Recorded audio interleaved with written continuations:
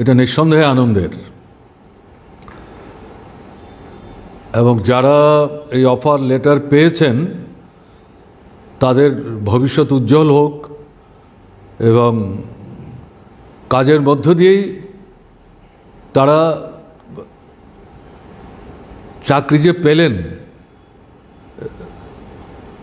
তাদের যে যোগ্যতা, এটার যথার্থতা তারা নিশ্চয়ই প্রমাণ করতে সক্ষম হবেন, এটাই আমার বিশ্বাস। আমি যেটা বলতে চাইছি, টিএসআর আমাদের ত্রিপুরা পুলিশের একটা অত্যন্ত গুরুত্বপূর্ণ অঙ্গ। বিশেষ করে আমাদের ত্রিপুরায় যখন সন্ত্রাসবাদীদের দৌরাত্ম্য শুরু হলো, ত্রিপুরা পুলিশের শক্তি কম ছিল। সীমান্ত এলাকাটা খোলা, বিএসএফ পাহারাদারি করত, কিন্তু তাদের সংখ্যাও কম। সন্ত্রাসবাদীরা ত্রিপুরা বাংলাদেশ সীমান্ত সংলগ্ন এলাকাতেই বাংলাদেশের ভেতরে ঘাঁটি গেড়ে ওখান থেকে ত্রিপুরায় ঢুকে আক্রমণগুলি তারা সংগঠিত করত এবং আক্রমণ সংগঠিত করার পর ওখানে নির্বিবাদে পালিয়ে যেতে পারত। এরকম একটা সমস্যা চলছিল। এই পরিস্থিতিতে ত্রিপুরার সরকার, বামফ্রন্ট সরকার, নৃপেন চক্রবর্তী মুখ্যমন্ত্রী, দশরথদেব উপমুখ্যমন্ত্রী, কেন্দ্রীয় সরকারের দৃষ্টি আকর্ষণ করে এই সন্ত্রাসবাদীদের মোকাবেলার প্রশ্নে কেন্দ্র যাতে যারা সন্ত্রাসবাদ মোকাবেলায় সক্ষম, অভিজ্ঞ এবং সেইভাবে ট্রেন্ড আপ, এরকম কেন্দ্রীয় ফোর্স থেকে, বাহিনী থেকে একটা উল্লেখযোগ্য সংখ্যক এই বাহিনী পাঠিয়ে ত্রিপুরা সরকারকে সাহায্য করার জন্যে অনুরোধ জানিয়েছিলেন। কারণ তৎকালীন পরিস্থিতিতে ত্রিপুরার যা শক্তি এই নিরাপত্তা বাহিনীর, এটা দিয়ে এটা মোকাবেলা করা কঠিন ছিল। কেন্দ্রীয় সরকার সাহায্য করেনি এটা তো বলা যাবে না, কিন্তু প্রয়োজনের সাথে সঙ্গতি রেখে যেই সংখ্যক দেওয়া দরকার এটা তারা দিতে পারছিলেন না। এবং একটা সময়ে যেটা ধীরে ধীরে উপলব্ধিদের মধ্যে আসতে শুরু করলো যে কেন্দ্রে যে সরকার, তারা তো বামফ্রন্ট সরকারকে পছন্দ করে না, আর এই সন্ত্রাসবাদীদের কার্যকলাপের মধ্য দিয়ে বামফ্রন্ট সরকারের সম্পর্কে সাধারণ মানুষের মধ্যে একটা বিভ্রান্তি তৈরির সুযোগ আছে, খুব বিক্ষোভ হচ্ছে। কাজেই এটাকে পলিটিক্যালি এক্সপ্লয়েট করাও একটা লক্ষ্য যে ছিল না তা না, কিন্তু এটাকে বলা যায় মানে প্রকাশ্যে না এনে কেন্দ্রীয় সরকার উপযুক্ত সংখ্যক সিকিউরিটি বাহিনী পাঠিয়ে যেভাবে রাজ্য সরকারকে সন্ত্রাসবাদীদের মোকাবেলার জন্যে সাহায্য করা দরকার ছিল সেটা করছিল না। এই পরিস্থিতিতে বামফ্রন্ট সরকার ত্রিপুরা স্টেট রাইফেলস এটা তৈরি করার জন্য সিদ্ধান্ত গ্রহণ করে, ঐতিহাসিক সিদ্ধান্ত। তখন আমাদের পক্ষে এটা বোঝা কঠিন ছিল। একটা ব্যাটালিয়ন দিয়ে তারা শুরু করে এবং সম্ভবত শেষ পর্যন্ত সেই সরকার থাকার সময়ে দুটো ব্যাটালিয়ন করেছিলেন, যদি আমার ভুল না হয়। তারপরে তো সেখানে সরকার চলে গেল, নূতন সরকার আসলো। তারা, আমার ধারণা, প্রথম ব্যাটালিয়ন তৈরি করেছিল বামফ্রন্ট সরকার, সেকেন্ড ব্যাটালিয়ন তৈরি করেছে কংগ্রেস যুব সমিতির সরকার, if my memory does not go wrong. এর পরবর্তী সময়ে এই সরকার চলে গেল, মানুষ পরাস্ত করল। দশরথ দেবের নেতৃত্বে সরকার আসলো, তখন তারা আবার নূতন করে সেখানে এই বাহিনীটাকে স্ট্রেংথেন করার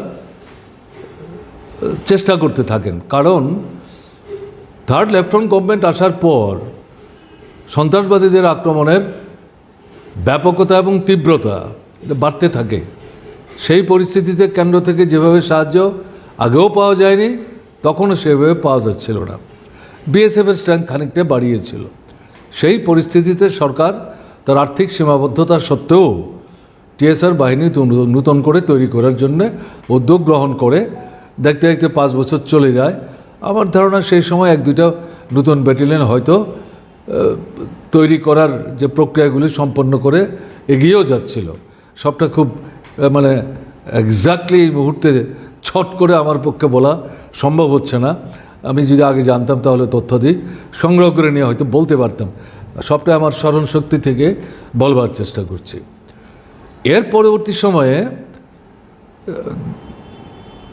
আমাদের চতুর্থ বামফ্রন্ট সরকার আসলো, এবং তখন আমরা যেটা দেখলাম যে সন্ত্রাসবাদীদের দৌরাত্ম দুটি সন্ত্রাসবাদী সংগঠন, এনএলএফটি এবং টাইগার ফোর্স, ব্যাপকভাবে ব্যাপকরাও আক্রমণ। এবং এনএলএফটির তো মানে মনে হয়েছিল যে তারা যেন এলাকা ভাগ করে নিয়েছে, একদিকে টাইগার ফোর্স আরেকদিকে এনএলএফটি। তো এই পরিস্থিতিতে কেন্দ্রীয় সরকার সাহায্যের প্রশ্নে বিরোধিতা না করলেও মৌখিক কার্যকরী ক্ষেত্রে সেভাবে সাহায্য করছিলেন না, তা আমরা বুঝতে পারছিলাম। এবং এই পরিস্থিতিতে রাজ্য সরকার চতুর্থ বামফ্রন্ট সরকারের সময় থেকে ব্যাপক একটা উদ্যোগ গ্রহণ করে শেষ পর্যন্ত সেখানে সব মিলে 12 থেকে 13টা ব্যাটালিয়ন এটাকে তোলার চেষ্টা হয়। এবং এই যে টিএসআর ব্যাটালিয়ন, এটা রিক্রুটমেন্টের পর তাদের স্পেশাল ট্রেনিং ত্রিপুরার বাইরে নিয়ে করাতে হতো। এই ট্রেনিংটা ত্রিপুরায় করার ব্যবস্থা ছিল না।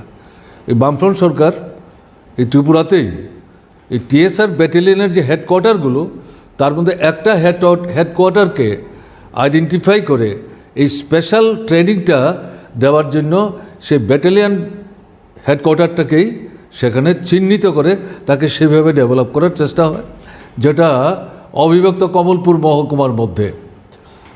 এবং পরবর্তী সময় এখানে উত্তর পূর্বাঞ্চলের বিভিন্ন রাজ্য থেকে তাদের এলাকার এই জাতীয় সমস্যাগুলো মোকাবেলা করার জন্য এই জাতীয় যে ব্যাটালিয়ন তারা রেইজ করতেন, তাদের স্পেশাল ট্রেনিংয়ের জন্য তারা ত্রিপুরা সরকারের তৈরি করা এই স্পেশাল ট্রেনিং সেন্টারে তারা লোক পাঠাতেন। এর থেকে বুঝতে পারছেন আমি কেন কথাটা বললাম, যে আমাদের এই সামগ্রিক প্রচেষ্টার মধ্য দিয়ে আমাদের যে অগ্রগমন, তার যে ডেভেলপমেন্টটা কোন স্তরে গেছে। এবং শূন্য পদ, একটা বাহিনীতে তো পদ শূন্য হতেই পারে, স্বাভাবিক। এই শূন্য পদ বেশি দিন যাতে পড়ে না থাকে, এটা খুব তাড়াতাড়ি ফিল আপ করার চেষ্টা করা, এটা বিভিন্ন স্তরে, একেবারে ডাইরেক্ট যে মানে প্রথম যে জোয়ান সেখান থেকে আরম্ভ করে তার টপ লেভেল পর্যন্ত। তো এরকমই যে প্রশ্নটা আপনারা তুললেন, সেই জায়গাতে বিভিন্ন বাহিনীতে যে শূন্য পদগুলো তৈরি হয়েছে, এটা হয়তো 1 বছর 1.5 বছর বা 3 বছরও তৈরি হওয়া, এগুলি ফিল আপ করার জন্য তৎকালীন বামফ্রন্ট সরকার উদ্যোগ গ্রহণ করে। এবং এই যে ইন্টারভিউ যে প্রসেসটা, এটা একটা লং রান প্রসেস টিএসএ, সেই প্রসেস কমপ্লিট করার পর যে সিলেকশন করার যে তাদের কমিটি, তারা এগুলি ফাইনাল করে একটা জায়গায় চলে এসছে। এবং পরিস্থিতিটা এরকম যে এটা অল্প সময়ের মধ্যেই তাদেরকে হয়তো সেখানে অফার লেটার দিয়ে কাজে নিয়োগ করা হবে। কাজে নিয়োগ করলেই তো তারা চট করে কাজে নামতে পারবে না, কারণ তাদের ট্রেনিং করতে হবে, এটা একটা ইম্পর্টেন্ট ব্যাপার। এরকম পরিস্থিতিতে 18 ফেব্রুয়ারিতে বিধানসভা নির্বাচনের প্রক্রিয়া শুরু হয়ে গেল। সেই প্রক্রিয়া শুরু হওয়ার কারণে বামফ্রন্ট সরকার সচেতনভাবেই, যদিও এই গোটা প্রসেসটার সঙ্গে যারা লিঙ্কড আপ ছিলেন, তাদের যারা নেতৃত্ব, এটা পুলিশ প্রশাসনের লোক নেই, তারা কিন্তু মানে চাইছিলেন যে এদের সমস্ত পদ্ধতি প্রকরণ মেনে এই ভোটের প্রক্রিয়া শুরু হওয়ার আগেই আমরা যেহেতু এটা কমপ্লিট করে ফেলেছি, তাদেরকে তো রিক্রুট করে ট্রেনিংটা করিয়ে নিলে আমাদেরই সরকারেরই সুবিধা হবে এই সন্ত্রাসবাদী কার্যকলাপ মোকাবেলা করার প্রশ্নে। কিন্তু বামফ্রন্ট সরকার কনসিয়াসলি মানে সিদ্ধান্ত নিলেন যে যেহেতু প্রক্রিয়াটা শুরু হলো, যদিও টিএসআর বাহিনীর সদস্যদের সিলেকশন করার প্রক্রিয়াও এই প্রক্রিয়া শুরুর আগেই সম্পন্ন হয়েছে, তা সত্ত্বেও আমাদের বোধহয় একটু অপেক্ষা করাই ভালো। কারণ অহেতুক এটা এখন করতে গেলে নানা রকমের প্রশ্ন উত্থাপিত হবে, মানুষের মধ্যে বিভ্রান্তি তৈরি হতে পারে, আইনগত দিক থেকে হয়তো সেটা তেমন কোনো সমস্যা তৈরি নাও করতে পারে। কাজে এই দিক থেকে সেখানে বামফ্রন্ট সরকার নিয়োগটা করলো না। তাদের একটা মানে এই ধারণা ছিল ভোট শেষ হয়ে যাবে ফেব্রুয়ারি মাসে, ফলাফল বেরোবে, সরকার তৈরি হবে, তার পরবর্তী সময় যেহেতু সবগুলি রেডি হয়ে আছে, এরকম আরো অন্যান্য বিভিন্ন দপ্তরও ছিল, সবগুলি আস্তে আস্তে সেখানে নিয়োগের তাদের যে কাগজপত্র সেগুলি দেওয়া যাবে। একটু ধৈর্য করতে হবে, কয়েক মাসের ব্যাপার। কিন্তু ভোটের ফল তো অন্যরকম হলো। কিন্তু অন্যরকম হলেও আমাদের ধারণা এরকমটা ছিল না যে নতুন সরকার এসছে বলে আগের সরকার এই টিএসআর সহ অন্যান্য বিভিন্ন দপ্তরে নিয়োগ করার প্রক্রিয়াগুলি সম্পন্ন করে যারা চাকরি পেতে পারেন যোগ্য প্রার্থী, তাদের যে সিলেকশনটা করে গেছেন এটা একেবারে বাতিল করে দেবেন।